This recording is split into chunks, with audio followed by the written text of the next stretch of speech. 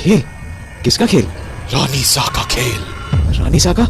अरे आप ठीक से क्यों नहीं बताते कि आखिर बात क्या है? यहाँ पर आखिर चल क्या रहा है? हाँ? ये किसकी रोने की आवाज है? कहीं कहीं रानी सा की तो नहीं? हमें जाकर देखना चाहिए। नहीं। हाँ? क्या क्या मतलब नहीं? ये सवाल जवाब का वक्त नहीं है, मेरी बात ध्यान से सुनो। हाँ पर रानी सा... मैंने कहा ना, मेरी बात ध्यान से सुनो। हाँ? कुछ भी हो जाए, सुबह होने तक तुम इस कमरे से बाहर नहीं निकलोगे। अरे पर महेंद्र, शायद रानी सा आपको बुला रही है। जानता हूँ, रानी सा गुस्से में है। गुस्से में? क्यों? क्योंकि मैंने तुम्हें यहाँ से जाने को कह दिया, इसीलिए।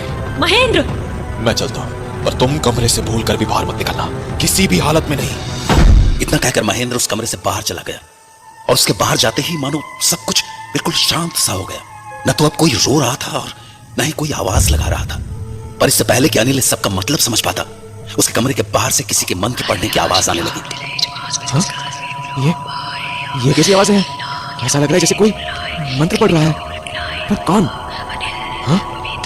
ये इन मंत्रों में मुझे अपना और बबीता का नाम क्यों सुनाई दे रहा है? ये यहाँ पर हो क्या रहा है? अभी अनिल उन मंत्रों के बारे में सोच ही रहा था कि अचानक वो आवाजें आनी बंद हो गई और फिर अचानक किसी आदमी के चीखने की आवाजें आनी शुरू हो गई। हाँ?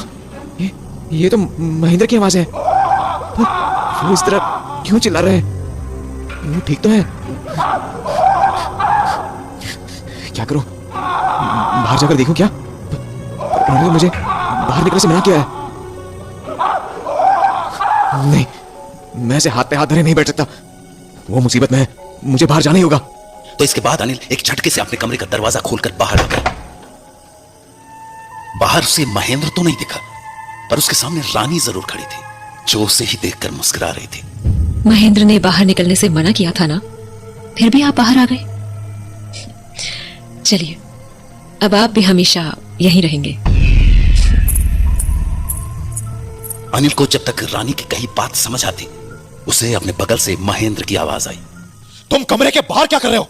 मना किया था ना बाहर निकलने से। अरे पर मुझे आपके जोर जोर से चीखने की आवाजें आ रही थी, इसलिए वो मैं नहीं था। हाँ? तो फिर कौन था? तुम ये बातें छोड़ो और मुझे ये बताओ कि कमरे से बाहर आकर तुमने किसी को देखा तो नहीं था ना? हाँ, देखा था ना। रानी साहब अब यही थी। क्या? हाँ, पर इसीलिए मैंने तुम्हें कमरे के अंदर रहने को कहा था। ये ठीक नहीं हुआ, बिल्कुल ठीक नहीं हुआ। पर हुआ क्या? कुछ नहीं, तुम अंदर कमरे में जाओ, सुबह मिलते हैं। उसके बाद अनिल ने कुछ नहीं कहा और अपने कमरे में जाकर सो गया। उस रात और कुछ भी नहीं हुआ। पर अगली सुबह जब अनिल रानी से मिला तो उसने कहा,